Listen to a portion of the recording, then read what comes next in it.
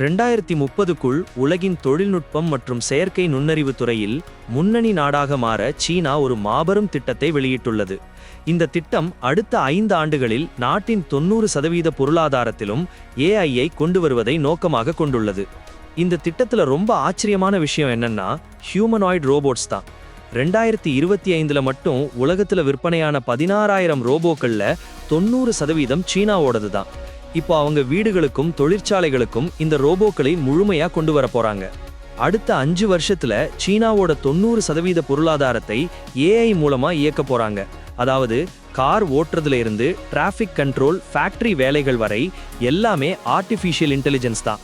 மனுஷங்க தூங்குனாலும் அங்க இருக்கிற டார்க் ஃபேக்டரிஸ், அதாவது விளக்கு கூட தேவையில்லாத தொழிற்சாலைகள்ல ரோபோக்கள் 24 மணி நேரமும் வேலை செய்யும்.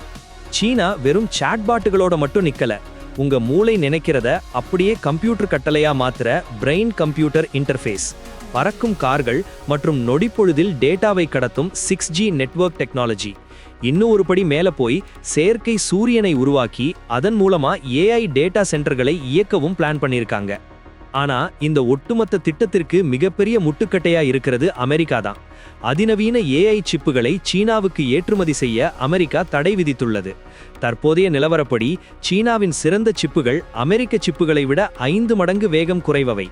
ஆனா சீனா எதையும் எதிர்பார்க்காம சிப் உற்பத்தியில் தன்னிறைவு அடைய தீவிரமா வேலை செஞ்சுட்டு இருக்காங்க. சீனா ஏற்கனவே எலக்ட்ரிக் வாகனங்கள் சந்தையில் உலகை வென்றுவிட்டது. அதே போல இப்போது ஏஐ மற்றும் ரோபோட்டிக்ஸ் துறையிலும் சாதிக்குமா என்பதை நாம் பொறுத்திருந்துதான் பார்க்க வேண்டும். இந்த தகவல் உங்களுக்கு பயனுள்ளதாக இருந்தால் சப்ஸ்கிரைப் செய்ய மறக்காதீர்கள்.